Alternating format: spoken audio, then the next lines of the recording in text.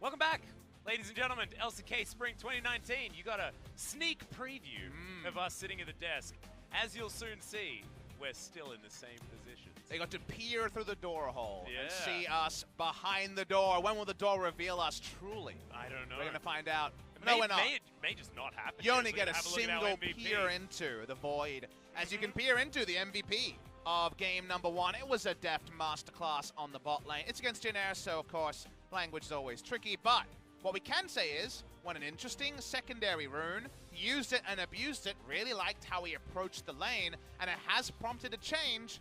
Goodbye to Nova. Hello to Kellen. Yep, Kellen going to be coming in, so we'll see whether this changes things. Root and Kellen playing a few more games together, I guess, over 2019. So we'll see whether they can have the synergy to go up against Deft and TusiN. It looked like there was no chance in game number 1, and it might just look the same in game number 2, depending on how the draft is going to go. As we move forward here, it's a tough one, and I actually found it really interesting having a look at the highlight clips that we took for Deft's MVP, watching TusiN make some really sweet plays, and then we moved on. How are we going to grab any highlights for Jin Air for the next game? Is it going to be Malrang's int? I guess. That was the most action. What about Grace choosing to claw out of Oh my the god, fight? it's going to be ghouls and an inner turret killing Oh my someone. god, yes. No, and the ghouls inside the Dark Yes! Procession just smacking on an Urgot. Things to look forward to later this week. Yep, there we go. For their first game in the second round robin, Jin Air GreenWings still desperate to try and find their footing here in the LCK. They haven't done it so far apart from that one game win against Gen G. But of course, Gen G are the ones to drop a game to Jin Air because they need to spend as much time here in LoL Park as they possibly can. Well, we're hoping for more of a series, because otherwise we're going to have to go down the back and spend quite a lot of time not casting at LoL Park. Yeah, because it could exactly. be another extended break, but the break will not start now. We got the update from PDG Sun that the game is ready to kick off. Hopefully, H-Dragon and the troops can find something. And I want to see Malrang doing damage to champions, because if we had some DPM numbers from game number 1, they were low across the board, very apparent on the Lee Sin. Alright, so the first thing is, can Jin Air do as much damage as Deft as a team? That's the question. Is Kingzone going to ban away the Thresh? As option number 1, not wanting to first pick it, and not wanting Jin Air to get it. Seeing where the ban priority is, game number 1 on the red side, Kingzone, Lucian, Zoe, Victor. So definitely going for a bit of a different approach. The Victor ban on blue and red is very intriguing to me, but it's a pick that both Grace, Lindarang, and I guess Root as well are happy to opt into, so you're just trying to make the draft a bit more honest. Speaking of honesty, it's a policy with Cassiopeia. Oh, well, one of either the Yasuo or the Ezreal are going to get through this game, most likely, unless Kingzone ban them away, and Kingzone don't want the LeBlanc. They want to be going towards this Yasuo, most likely. As Jin Air, they have to ban Ezreal. LeBlanc's still not a first-pick champion in the meta right now, and Grace especially has had some pop-off games on LeBlanc in 2018, so because of that, not wanting to opt into LeBlanc being open, relieve some pressure from Horn. I take your point. Ezreal, Yasuo, or both being open and taking one are the options here, and I think Jin Air probably went for the right call. I'm kind of on the Ezreal hype train as a champion, but Yasuo into Ezreal in terms of duo lane is actually pretty good for Yasuo. He actually gets through the Ezreal lane probably most forgivably, so I actually don't mind them taking Yasuo, plus it's a chance to pop off and add to your YouTube highlight reel. Hey, that is true. That is definitely true. As Jin Air thinking about taking away the Alistar to deny the Yasuo synergy, certainly a big deal here as they could pick up Gragas as well and really deny any sort of bottom lane duo. But then you really don't have anything, and the enemy locks in Ezreal Urgot, and then you lost. Yeah, that's true. That's how it goes, Atlas. I think you have to pick up Ezreal here, right? Or Urgot. One of the two. Right. You desperately need one of the two. I actually think the Alistar's a bit junky because you can just take Gragas if you're Kingzone. Yeah, I feel like you just pick Ezreal Gragas here and you're having the best time ever. Or you take Gragas. It might be Yasuo bot lane, remember? Yeah, true. But I mean, you can play Ezreal mid lane. I mean, Pawn's done that before. So, let's see what Kingzone decide. The Gragas will be locked in because Cuzz is a noted Gragas player. And TusiN is also a noted Gragas player. So I think you have to take it here. It would be inane not to. Yep. So because of that, we will see the Gragas lock in. Now you can go a lot of different ways. Deft can have a happy time on Ezreal. Deft can be giving us some Yasuo. the rise is something I think we'll see in the future, but not right now. The Silas was banned, you'll remember, in game number 1. All right, Galio. Huh. That's an interesting one. Not entirely sure where that's going to be going, but it might put Cuzz into the jungle on the Gragas. That does make you think jungle Gragas mid lane Yasuo. Yeah. And a Galio support. Jin Air, look at the enemy team, which is clearly looking at teamfight Wombo, and they want to look for a scaling threat. And you know what? Later enough in the game, Vladimir can do a big argument, so I actually don't mind Vladimir in this spot because the enemy team has already kind of telegraphed that they're about fighting and not sieging. So going for Vladimir, the ultimate answer to most scaling team fights, is probably decent. And if you can combine it with a Sivir, you definitely have a point in the game where you win. Yeah, exactly right. Well, that's going to be the first round coming in here. What do the bans actually tell us more about this composition? Is Ezreal going to be taken away from Kingzone? Obviously not too worried about that because they can just flex the Yasuo towards the bottom side of the map. Deft, of course, not played a lot of it competitively, but certainly has been playing a lot of it since the Awesome Dudes became a thing. Lissandra going to be banned away from Grace, so just going to hit him in the comfort feels. I take your point, and yes, it is a hypothetical flex, but just with how the draft came together, it'd be really strange to me. It could still happen for Deft because actually Yasuo Galio as a duo lane works just fine. Yeah. Galio can from level 1, of course, get you that knock up, and you do skill Justice Punch level 1 Vayne. in the duo lane. A Vayne ban suggests a lot of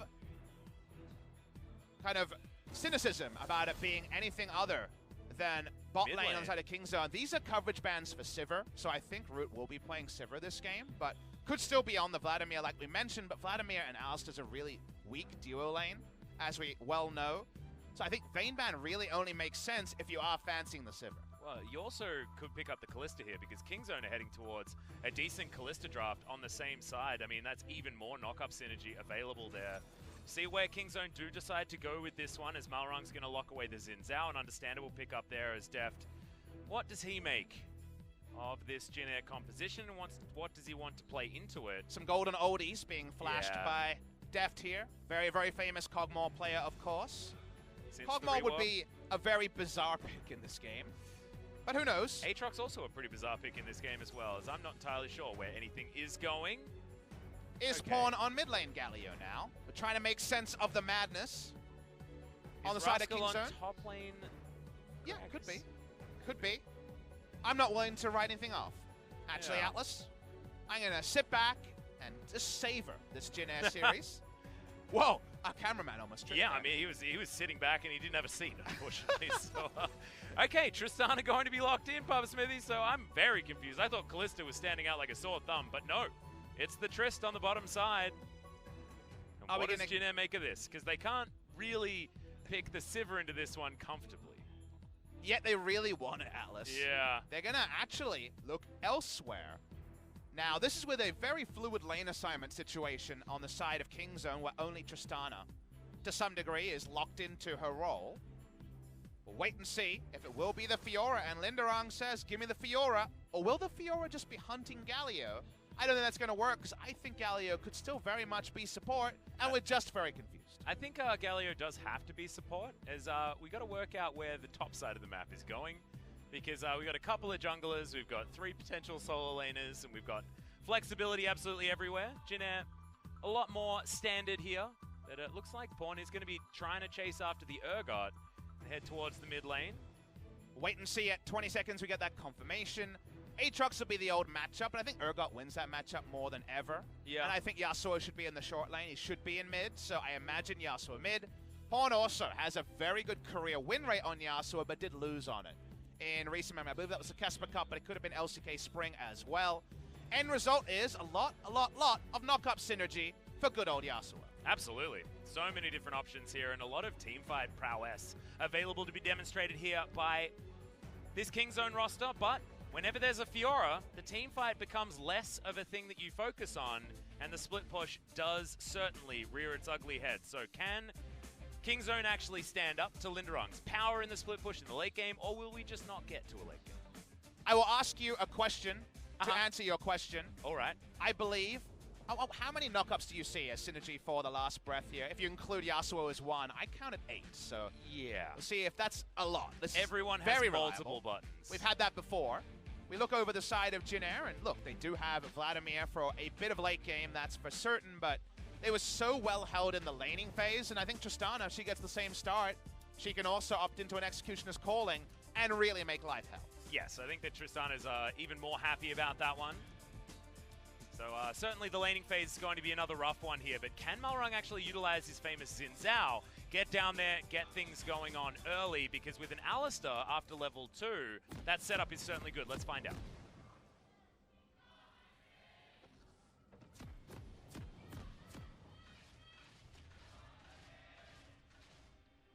Okay, so here we are.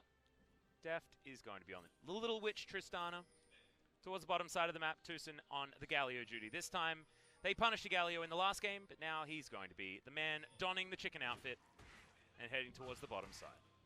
And the Jin Air draft is pretty bizarre, and that's off the back of a pretty bizarre draft from Kingzone when it comes to flex picks, but the reason why the Jin Air one to me falls apart a little bit is the theory behind this draft is that they anticipated Aatrox top. They have Fiora into Aatrox. It's a really good matchup for Fiora, even before the nerfs to Aatrox. We had this matchup, and we're like, oh, Fiora, of course, does have the riposte and can do some great things over time. That time might be earlier than ever before, and Grasp does help out with the early trades. So it's definitely a pretty decent outscale matchup. It might even be 1.5 items rather than the usual 2 items. I'm surprised that he didn't go for Klepto just for that reason as well. It might even just be straight up winning trades around level 5 with no items being purchased. So I think Fiora's really strong in this matchup, but consider the rest of the team is kind of weird skirmishing champions that can't engage. So the 4-1 here can't siege and can't really engage. If it's an ARAM in mid, this is a Mexican standoff in the bot side. Absolutely. But the chicken man gives up first. Yeah, full information given over to Jin Air, so they're not going to do any funny business. Usually your 4 in a 4-1 should be able to wave clear or engage hard, and they don't really do either. They can 2v2 quite well, but 4v4 is actually pretty poor on the side of Jin Air, so I'm not really seeing the synergy apart from in Lindarang we trust to work this game super early. On the side of Kingzone, we know exactly what they do. Someone rushes in, throws out a knock-up, and Yasuo joins. Yeah, they deliver a Yasuo to a fight, and Pawn has about 1 billion different options in order to get that one going. A ranged Dragon Rage kick coming through from the Tristana as well is going to be a pretty nice one for him to be able to jump on top of, and already Deft is having a great time on the bottom side of the map. Pawn has always been a noted Yasuo player. Yasuo, is his style Jace, as well. Talon, these are all picks that were pretty big for Pawn in the mid lane. Anything that's an assassin, and especially one that can be tricky and frustrating to deal with, that is certainly the Pawn way.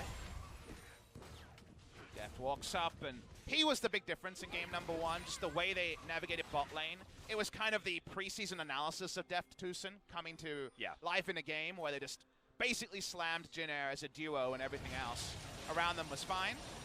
Watching the junglers here, will Malrang get in the thick of it 3 minutes in? Yeah, well, TusiN's already here to try and help Pawn out, but looks like he's just going to shove the way forward, go buy an item or two, and head his way back through.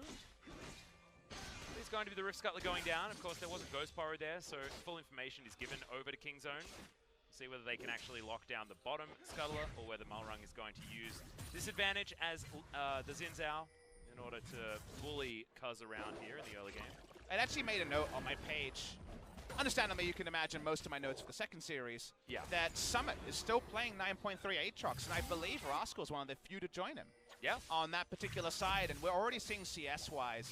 I think this matchup is really Fiora favored after the latest batch of Aatrox nerfs. And so far, Rascal is showing a lot of respect to Lindarang. That does mean it's going to be something that Cuzz will want to intercede on, because even just getting a gank off will delay some of the breakpoints and item breakpoints that will make this matchup probably harder and harder as we anticipate for the Aatrox. Yeah, exactly. Especially given the, like you say, 9.3 Aatrox situation that we find ourselves in. So Rascal just wanted to keep this wave relatively close to himself, and that Infernal Chains actually works out very nicely there, but with Lindarang holding onto the riposte for so long, as you just saw, he is not able to actually go any further aggressive, as Cuzz takes a drink, but doesn't step out of the brush. Malrang there was very smart. I imagine he got a short call about the enemy jungler being around, but does not walk into the death brush that caused Nova his early mortality in game number 1. And Deft is like playing this bottom lane 1v2 almost entirely here, and has an advantage close to 20 CS here 5 minutes into the game. Not too bad at all, something that we expect from the Kingzone bottom lane, but again, a very impressive performance. And I, again, really appreciate how much on the front foot Kingzone have been against Jin Air. We've seen teams higher on the standings than a Kingzone DragonX kind of have inaction against Jin Air and then need a comeback moment to get back into the game. So I'm appreciating the aggression they're playing with because it's adding pressure onto a squad that already, of course, is going to be full of pressure and anxiety of being 0-9 at the end of today. And as far as confidence players are concerned, I mean, you've got a team with Deft and Pawn on it, you're going to have a decent time if they're in the right mindset, right? So these are players that play with momentum very, very well. It's often the other situations that can be a problem. We've seen already mentality be an issue for Kingzone. But when you're in a situation like this, when you've just come off such a blowout victory in game number 1, this is where spirits are high, and this is where Kingzone is generally designed to flourish based on the players that are on this squad. I think if you're Rascal, you look at the other lanes and say, look, I'm losing out on CS early to a Fiora. Doesn't matter what the scaling situation is. Farm it out, get my items, bail out, and fight. You know, the team fight is where this game will be won for Kingzone. It won't be won in the 1, it'll be won in the 5. So because of that, just not dying in this lane and getting CS, and at this point, at least making Lindarang have something to think about, is probably fine from Rascal's perspective. Well, right now he's shoving really far forward, not able to get the sweet spot on that last Q, but Malrang shouldn't be able to get in here as Infernal Chain starting to hurt. How many points has he got in? I would assume 1. Yeah, I would assume 1 too, but it looked a little bit like it did more damage than it should have. Very strange. Never mind. Grace, here in the mid lane, we've got a pickaxe coming through for Deft as he's gone back to his Executioner's Calling. Very understandable stuff. First item, Infinity Edge, feels brilliant on Tristana. The old one certainly always did, and thankfully we've reverted it. Already has an attack speed steroid in the queue, so can get those lucky RNG crits and straight up win trades that will be impossible for Tristana with different item balance. So, like you say, very happy to have the return of the old new IE. We got a lot of old news. LeBlanc is another one. Yeah. And Essence Reaver is another one. Not going to be building that this time, but we did see a demonstration of it. Another Deft favorite coming in there. I feel like Deft got directly buffed on 9.3. And Kingzone DragonX is a squad, given that a lot of their construction, especially going forward, and I know I anticipate the game to be a lot more tank jungle, less threat top laners, tanks everywhere, and a hyper carry. You know, Cuzz can go on Zach. Deft can build a crit item, and in Deft we trust might actually get Kingzone wins against teams that on the 9.1 meta they would have found significantly more difficult. Yeah, and as you can see, I mean, TusiN has barely been in this lane. I'm surprised he got past level 3, because he's currently level 4. Deft is level 6, solo experience almost this entire time. Kellen's had to mirror a lot of what TusiN has been doing around this map as well, so it means that Deft hasn't necessarily been in a true 1v2, but often you see him underneath the enemy turret with 2 people there. And you know the why of that, of course, is think about the lane, and you might say, oh, but what if Alistair Headbutt pulverizes and Root comes in, Ignite, etc.? Remember that Tristana can buffer with the rocket jump and get out of Headbutt Pulverize, and it's not any Tristana, it's Deft, one of the most mechanically gifted AD carries of all time, right up there with Uzi. Because of that, they've been confident, and this is why. Well, there it is. The last breath finally comes in as Grace should be burning down. First blood going over to Pawn, but Cuzz might be following him here. He takes a drink and is going to survive. The flash is forward. Deft looking to grab a kill on this one, but no, it's a double for the Yasuo, and Pawn's already online. And Kingzone are always first out of lane because they have never actually had their support in the bot lane. The trust in Deft now pays off with 2 kills and an Infernal going the way of Kingzone. Yeah, absolutely gut-wrenching stuff here for Jin Air GreenWings fans, but Kingzone once again on the front foot in the early game and looking really, really strong for it as well. It's the only time that we've actually seen things go well for Jin Air this time around. They're against Kingzone, and Kingzone's all about moving forward. And it's just so rude that the 1v2 bot lane, which allows the support to roam with the jungler and get a lot of deep vision, pays off with double Infernal spawns to start the game as well. Insult upon injury. A lot of insults, a lot of injury, unfortunately, for Jin Air GreenWings from the community.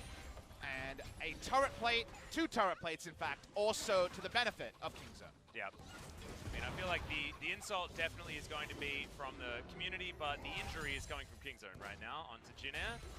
That's a buster shot on the bottom side of the map. That's Deft just saying, get out of my lane. I want all of your turret plates. And I don't know whether Root is even going to be able to stay here. He's not. And that means Deft should be able to get himself another one. Teleport does come down. But let's check out this replay. This is all about priority. Once again, Vedius' video on lane priority paying off in a big way. That is just a Gallia roaming up. No Hero's Entrance, of course, only level 5 from missing out on experience. Hoping to catch Cuzz with the ultimate, but doesn't arm because of the death onto the Urgot. They chase for a further kill. Too easy for Kingzone. Their priority allows them to get there first and really keep the pain onto Jin Air GreenWings. You can see Akon very happy there in the coach's booth. See whether his former Samsung compatriot in Pawn, and Deft, of course playing for the same team, Akon and Deft back in the day, Samsung Blue, 2014. Pawn in the sister team of Samsung White, championship squad there of that year. So certainly no strangers to one another. Good to have Akon back in Korea as well. I remember him going over and showing us his world-famous Hecarim in China. After that year, we're going to come and check back in, and this is Deft without an ultimate, but he does have a hell of a lot of turret plates, and he's very close to just buying an Infinity Edge. Kind of bailed out on the Rift Herald there. We were watching that for a bit of it. Yeah. Looks like it won't be claimed. I guess that's why the observers made the move. Trades probably don't get better for a lot of this game for Root, given that Chitana, ever since she gets a couple of points in her E, it becomes very hard to be out-traded on in an extended laning trade. Team fights much more whether Vladimir will shine. I'm pretty sure Explosive Charge still hits if you're in pool as well if it's on top of your head. Not entirely sure how that one works. You might be able to dodge it. I want to say that's wrong. The only thing that should apply is the dots, like for example, the it's like Fiddlesticks W yeah. does continue through it. Soul Shackles as well as another option there. But Tethers, I believe. Yeah, Tethers still CC you. I don't know whether they damage you though, so I think you might be right there. So not going to be able to take the damage there from the Explosive Charge, but still not exactly the greatest matchup here for the Vladimir. You want to save pool generally for the Explosive Charge, sorry, the Buster Shot, because otherwise your flank is not a flank anymore. That's you just taking a very, very fast journey out of the fight. Cuzz is here for a different type of fast journey on the side of Jin Air.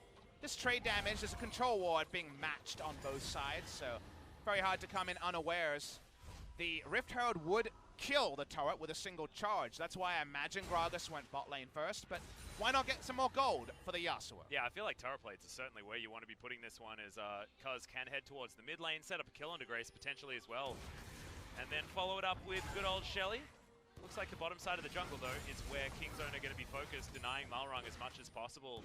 Certainly a key to victory here against Jin Air. There are a lot of them, but that is certainly one of them to note.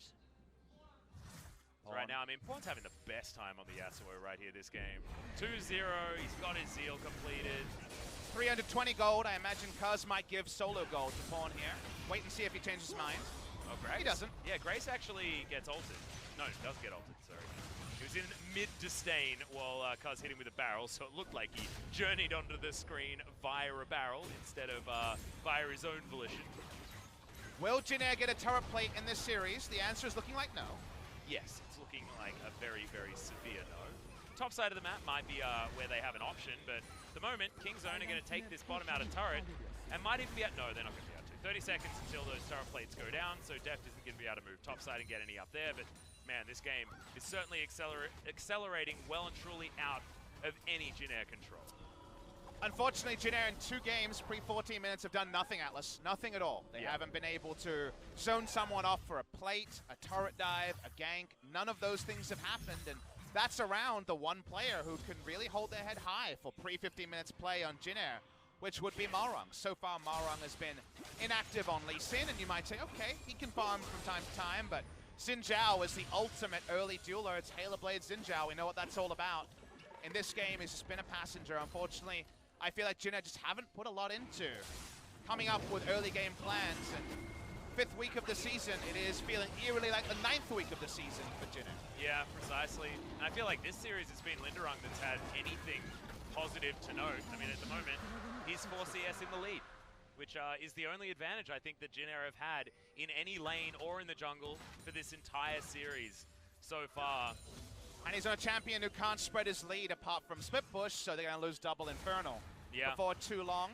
It's already Double Infernal, just finished as we speak. Yeah, it goes down. As we're having that discussion, And look at this, Deft is just happily doing as much damage as possible. That Infinity Edge has been built up, so those big old crits are certainly threatening here onto the duo lane of Jin Air. Malrang hanging around, but at the moment I feel like that's just donating another kill over to Deft potentially, rather than actually setting yourself up for a gank. Unless you send more, they are going to do that. Lindarang moving on down, but like you say, he's a split foot push threat, not a flanking threat. It's not often this early in the season that one team seems so off the pace like Jin Air. We had, for example, Kongdu Monster go 2-2 to open and then lose their last 14 games of the season, so that has happened. I believe that is the longest losing streak we've had in the LCK, is 14. Yep. But, you know, that started with the hope. Unfortunately for Jin Air, they had the hardest possible week 1, SKT Griffin, especially before we knew about Sandbox's candidacy. Yeah. And from there, things have just continued in that way, and you do wonder what the right approach is for Coach H-Dragon and the coaching staff of Jin Air. Do you say play on comfort? Do you go for easy to execute comps? What do you go for? It's kind of, there's merit on all ideas, but there's nothing that really leaps off the page. And unfortunately now, week 5, you get a performance like this where the silver lining, which has been there every time Jin Air has played a series, there's always been at least one game where there was a clear silver lining. Right now, there's no silver lining. Yeah, that's where you really get scared, because there's nothing to build on after this particular series. And when the cloud and when the storm is looking worse and worse from series to series, that's when you feel like there's a huge problem. His root was almost an ultimate away from dead there from Deft, but of course Sanguine Bull means that Deft doesn't overcommit. That will mean that the turret does fall down, though. No options here for Jin Air at all. We're looking for proactivity. We're gonna, you know how we have a sliding scale of trying to get a game off Griffin, make Griffin bleed. I think for Jin Air, it's make a proactive move, because they are watching this game be lost in front of them as the game plays out. Yeah. Right now, Malrang has to contend with his control ward, as Rascal's fighting Lindarang bottom side. This could have been the potential silver lining, but Lindarang's unable to find anything underneath the turret. Not quite at that level just yet. We'll see what his build is going to be. Often it's Trudy Force up next, but after that, there's certainly a lot of different options now on 9.3 for item builds. I don't mind the lane assignment here. It's a bit of a different one than you might expect, but Fiora is going to work at the bot lane turret. Take a while to take it down, of course, because Rascal can at least do relevant trade damage, but trading farm for the Vladimir next to the Tristana in mid is actually a good news story. But, you know, that's someone who is a scaling win condition that, you know, we're not putting too much faith in getting there, but that lane assignment of Tristana top and farm is good. Here is Tristana on screen. Yeah, the flash is going to come in there, but Deft follows immediately afterwards. Of course, Riposte is on cooldown. It had been used just off screen before, and Deft comes in, gets the solo kill. Of course, there is an assist, but Rascal did nothing. Yeah, Lindarang got roam ganked by a Tristana. That happened. That was the thing that happened. Long lane there. The lane assignment started good, but you need to update lane assignments when you see a roam from the enemy Tristana. Tristana comes to mid, goes back to trading farm with Vladimir, but how about with 300-400 gold in the pocket while she does? Yeah, it's looking real scary, Pop Smithy. I just don't know what the options are here, really. The option here is that you move that control vision further up to allow Fiora to just have a fun time against the enemy Aatrox. Obviously, when Tristana darts in, you're already boned, right? There's nothing you can do, but it's the earlier genesis of the problem we need to inspect. Yeah. Just don't beat it, in other words, unless you've got some vision down there towards the bottom side, and you can see not a lot of vision available for Jin Air down there, just that one control ward that Lindarang had put down in the tri-brush, but when the rest of the map does not belong to you, it's just not good enough vision available. If this was any other sort of game, like, there's an opportunity for Jin Air to make that play with the vision that they had, but without the outer turret bottom lane, without the outer turret mid lane, it's just a bit of a disaster. And once again, it's an example of a series that has gone completely by the wayside extraordinarily quickly. 19 minutes in, double Infernal, 5,000-6,000 gold. His lead here for Kingzone. And Pawn's even built a Bilgewater Cutlass because he can't be bothered finishing a non-damage item. Well, I mean, a minimal damage item in the Sterix gauge. Besides, he wants some sort of lifesteal. Reminds me of a 2014 Dade choice where he went and played the Rowan King Yasuo sometimes. In the past, once again, waiting for proactivity from Jin Air. Bond's waiting for a knockup. He's not going to find it just yet. Cuzz has the go button available, but isn't going to throw it out there, and they're just fighting over vision. It doesn't feel like much of a fight. It's Kingzone saying, get out of my area, and Jin Air saying, how far should I go?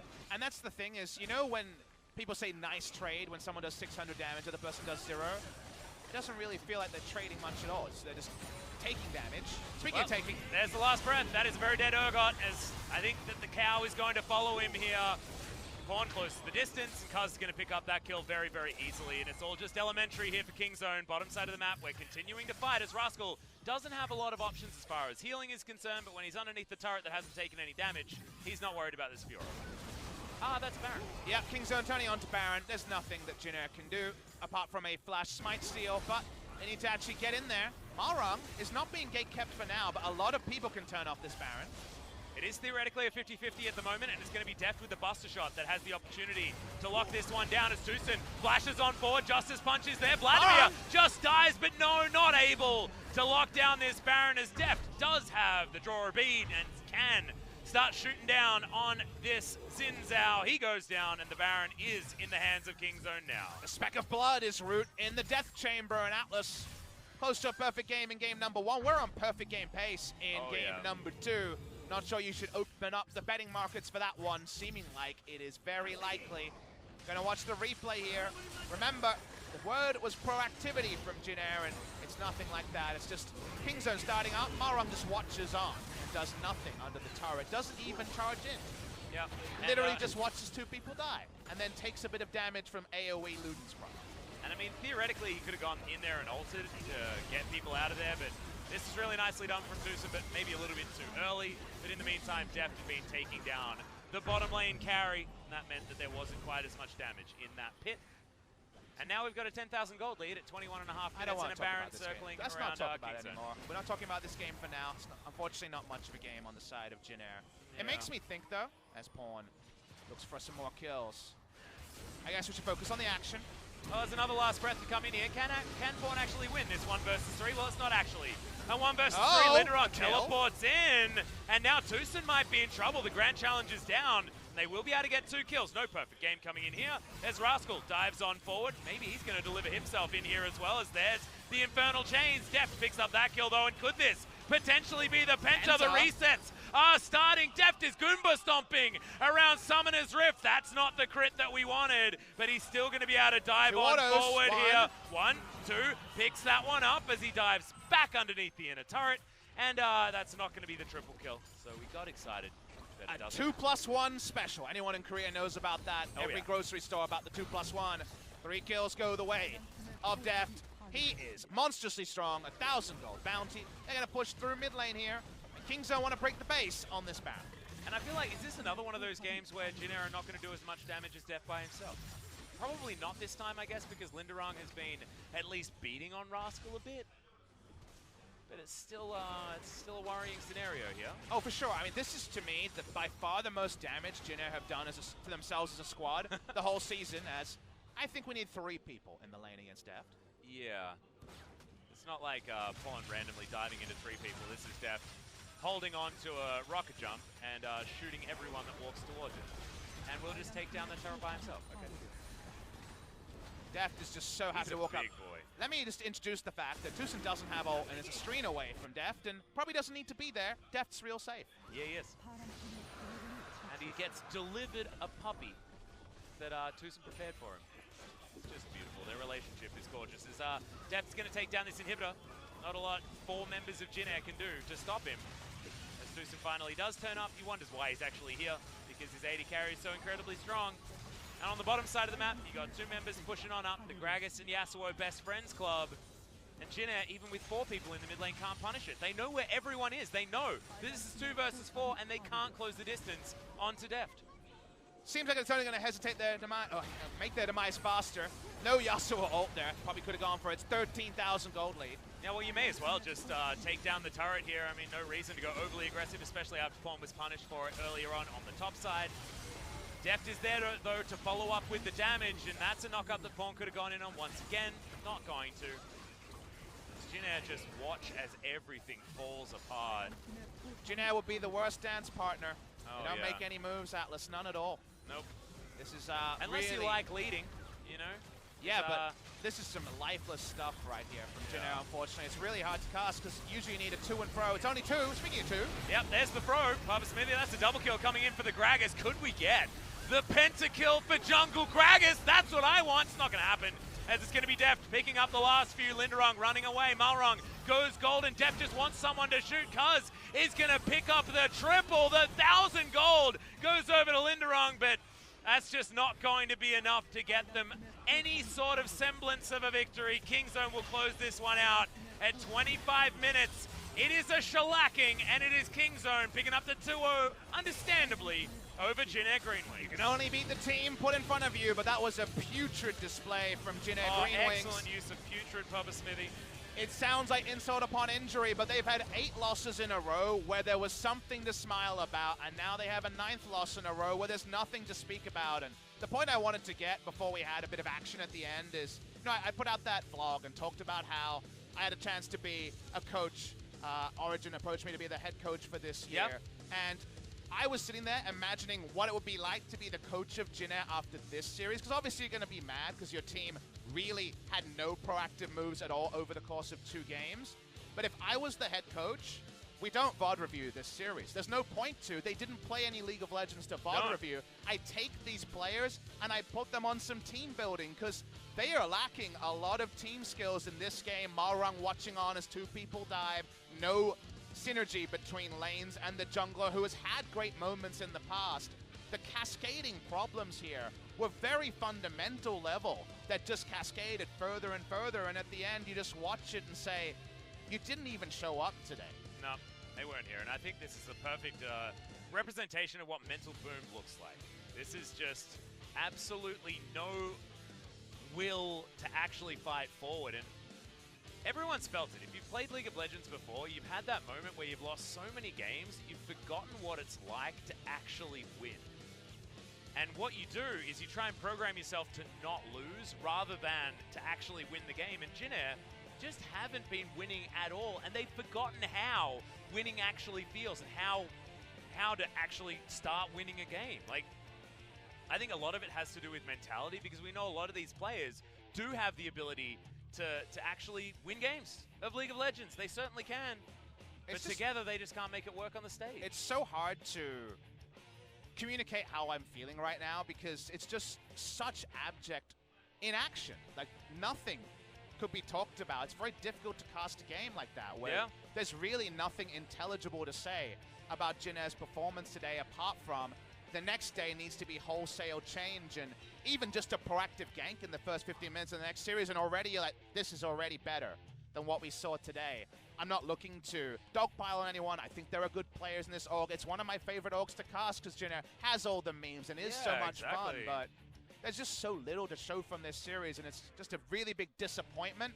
And you wouldn't have thought that a disappointing performance from Jin Air would be something we could honestly discuss, because they were 0-8 before we started, and yet this was very disappointing. Yeah, this was even worse than anything else that they've done. It's, you know, it's generally in this position, what you do is you then talk about how good the other team are, but I mean, as far as up and down performances are concerned, Kingzone is certainly our representation of inconsistency at the moment. I feel like we had KT in the past, and now Kingzone's representing that one for us here. Some Kingzone fans in the audience there, and of course the Deft fans will follow him absolutely anywhere, and he had a pop-off of a game today. I love the aggressive streak he showed. He looked at the enemy team doing nothing and said, oh, I can now do anything. Yeah. And that's the glass half full. For the side of Kingzone is, yes, you want to play, we already said, you judge Kingzone on how they pay forward the performance from today, because games against Jin Air are inevitably going to be these 2-0s. But specifically for Deft, he looks at an enemy that is not trying anything, and he says, all right, now I have the longest leash I've had, maybe as a pro player ever, to just do whatever I want in 1v3, 1v4, go in, and that's what you want to see. That's what a winner does, is they take every invitation and they go a further inch further, until they take the entire series over in this game. Remember, game 1, he did more damage than the entire enemy team, and 20% more damage than the entire enemy team. It might be a similar story here. It's hard to say. There was some damage done and there was some kills at the end. But I come away from this series thinking I might have seen the worst performance by a team that I've ever cast. I think so too. And I've cast a lot of games of League of Legends Atlas, and I cast Spenusonic Boom in a 1-in-17 season. You I cast back in Monster OC, my three friend, times, baby, as they just fell through the LCK. But at least there were games where they tried things. Jin Air tried nothing, they exit with nothing, maybe even worse than that. Some kills, and now we know what the highlight clip looks like for the next time Jin Air play. Yeah, it was Cuzz almost dying to an ultimate that hit, and the Urgot then died. That's an almost situation there for Jin Air, but as you can see, this is a Tristana ganking your Fiora, and when that happens, when that's a sentence that you can accurately say, that's when you know it's all over.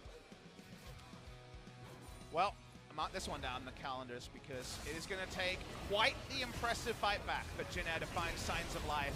I thought you were going to say it's going to take quite the impressive game for someone to be worse than this. I just hope people at home can understand that we're not looking to dunk on a team when they're out of form. It's just the texture of this game, and I know I love to use that word, but I mean the feel of it, right? Yeah. I feel bad for this series because it wasn't really a competitive series, and we're in a competitive sports scenario in the LCK. We didn't receive that today. I feel like I was misled, and the fans should feel misled as well, because you need two to tango, and that is both a reference to dance and also the reality of any competitive expenditure. Another 28,000 game, 17-22. Look, they did more damage than Deft as a team, but that's a silver lining that should not get you much of a dinner. No, of course not. Especially not on a Tristana in a 25-minute game, who theoretically has a really powerful 3-item power spike, Bubba Smithy. That's not what we were playing on this time around. Deft managed to pick up 2 items and execution is calling, and the execution was certainly calling this game because Deft just went up and killed everyone, and the game was over. Well, I want the next series. I want to go back to what you were talking about with just the fact that we should be feeling a bit disappointed here, because also MVP back-to-back here for Deft is understandable, but Kingzone as a team, we know that they can win when they're styling. But what we really want to see out of Kingzone isn't this. We don't care about this because we know that they can do it. We want them to be able to do this against Sandbox, against Griffin, against SKT. We saw them do it one game against SKT, but otherwise fall flat on their faces. And that's the thing that makes me really sad, Papa. Well, let's look at Kingzone's next series. It is against Sandbox, coming up later this week. Sandbox. I agree. Wouldn't it be awesome to see this Kingzone against Sandbox? Yeah. Because Sandbox is one of our best early game teams. They racked up the turret plates. Kingzone were able to do the same. And they're also a style-based team as well, right? And that's where, if we see Kingzone play like this and lose, you're still like, damn. They took it aggressively. They paid forward a dominating victory, and they made something happen. So that's the silver lining for Kingzone. Well, let's talk to Deft and see what he makes of this series and of Kingzone right now. Let's throw it to Jason for some translation. Thank you very much, guys. This is Jason with today's first interview translation, and we're going to be having a solo interview with Deft. We were facing a losing streak recently, so I mean, like, we were really that sad. But anyways, well, 2-0 victory again. I'm really feeling a bit relieved and really happy. Both games were really short, about like 20 minutes long. I think the draft and our plays were going as we did in the practice games, so I think we will do even better in the upcoming series. Game 1, you played Xayah. It's not a mainstream. Why were you playing Xayah in Game 1? Well, I knew that Jin Air will go with AD carry Vladimir, so any marksman, I'm really confident with playing marksman against Vladimir, so I wasn't worried too much. Do you prefer Xayah? Yeah. I mean, I like all the AD carry champions. Game 1, all the lanes were winning, and there were a lot of proactive plays, so who was in the lead in making calls? Mostly junglers and supports, according to his jungling path and our situation all over the lane, so yeah. We had a draft that we all feel comfortable with, so it was a bit easy today. Then let's check out this clip here. This is the first blood of the first game. Whose decision was that? Well, TusiN, because we burned all of their flashes over here, so... And I think he was a bit lucky landing that hook over there, so we were able to pick that kill over there. 그리고 커즈 선수의 데스로 아깝게 퍼펙트 게임을 놓쳤어요. Game 1 4대5 구도에서도 was 깨지 않으시더라고요. almost a perfect game except that one kill on Cuzz. And one death on Cuzz. Well, I was confident because, you know, I outscaled Vladimir, so if I just don't die, I knew that we were gonna win. Game 2, it was Tristana. And what are your comments about Tristana and Vladimir matchup? Just ask the first set. Well, I mean, it's a really easy matchup for me, and also I had the confidence to win the laning phase. So yeah, I was quite comfortable and confident. Then, were you confident in game 2 overall? Well, we all got champions that both are mid laner and Cuzz feel confident with, you know, Yasuo and Gragas. So we were overall just all confident. Then what came to your mind when they banned out Vayne? Well, I think, yeah, it was, I think Vayne is a fairly good champion against Vladimir, and so maybe that is why they banned out it. So this was the final match for the first round, and the first match of the second round will be against Sandbox Gaming, and I guess you want your revenge on them, right? It's not that we want to make a revenge again on Sandbox. I mean, there were a lot of games that we were underperforming, so Sandbox is also one of them, so I really want that win, and we really have to go to the playoffs, so we're going to do our best in our upcoming series, no matter what. 네, 2라운드는 혹시 2순위까지 올라가고 싶다는 Then in the second round, how far do you want to go in the rankings? To be really realistic, maybe third or fourth place. I mean, if we win all the games. I hope that can really happen for Kingdom DragonX. And lastly, since it was the last game of this first round, is there any message for the fans out here supporting you guys? I think it's quite cold nowadays. Thank you for coming out to support us. Thank you. It was a very warm message from Deft, and this will be the end of the interview with Deft from Kingdom DragonX, and I'm going to pass it back to our casters. Thank you. Thank you very much, G-Sun, and great to hear from Deft. Of course, if you're going to have anyone have a solo interview on the side of Kingzone, I like that we get to talk to our old alpaca for a little while, and his performance on these new and improved 80 carries certainly is something that we've all been looking forward to seeing. However, we weren't looking forward to seeing the last match, and thank God it's over. Yep. About an hour break, hour 15 minutes till we have our second series. Should be a lot more competitive. It would be almost impossible for it to not be. FLICKR versus Sandbox could be a lot of things. Remember, FLICKR have added a lot of people to their roster, but they aren't actually able to play today. So interesting to see what they line up with. Is Spirit going to be playing anywhere on the Rift? Is he auto-filling? Is he not? Result means that Kingzone leapfrog Damwon Gaming, who can go ahead with any victory in it. What should be a really exciting series tomorrow against Hanwha Life. 4th and 6th and 5th are actually all going to be a bit fluid, given that Hanwha Life plays 6th place. And if Sandbox wins here, we just need Hanwha Life to win, and we get 9-8-7-6-5-4, which is very, very fun for me looking at the standings. I just like it when we get a full ladder, you know? And we get the reverse Griffin and Jin Air situation confirmed. Yeah. That's the worst round robin so far, guys. Hopefully our second series, a lot more League of Legends is played. Yeah, Sandbox versus FLICKR should be an exciting one, guys. It will be a long break before we're back with you, but try and shake off the last series and get ready for an exciting one in Sandbox versus FLICKR in about an hour.